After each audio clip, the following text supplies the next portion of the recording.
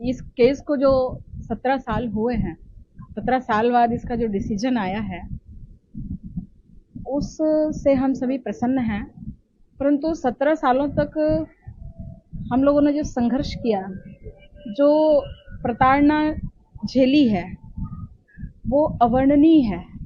किसी भी परिवार को जब 17 साल तक इनडायरेक्ट वे में जो प्रताड़ित किया जाता है, वो यूपीए सरकार का काम था। उन्होंने हम सामाजिक, आर्थिक, शारीरिक सभी तरह से हम लोग परेशान हुए। हमारे काम धंधे खत्म हो गए, हमारे आर्थिक स्थिति खराब हो गई। हम समाज के सहयोग से अपने बालक को पढ़ाते हैं। ये सारी परिस्थितियां जो मेरा बिजनेस था, मेरे पति की नौकरी थी, ये सारी चीजें खत्म हो गई क्योंकि पतिदेव लगे रहते थे उस केस में। पहले मैं भी लगी रहती थी, फिर बालक के आने के बाद हम सभी, और तब तक बाबा जी को, महाराज जी को, साध्वी जी को क्लीन चिट भी मिली।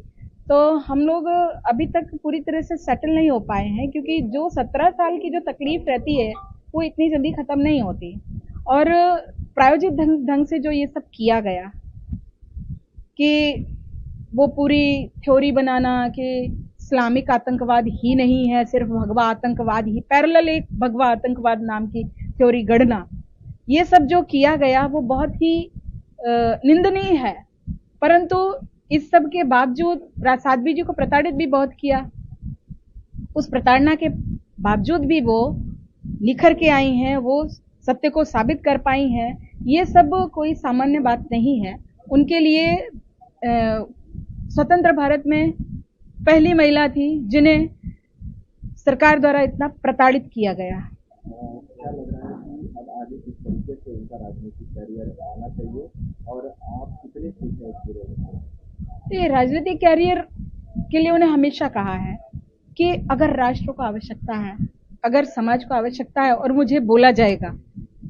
आपने पहले भी देखा होगा जब उन्हें टिकट दिया गया था तो टिकट दिया गया था, उन्होंने मांगा नहीं।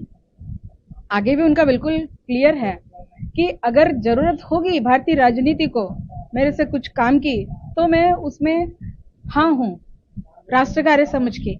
बाकी मेरा कोई राजनीतिक महत्वाकांक्षा नहीं है।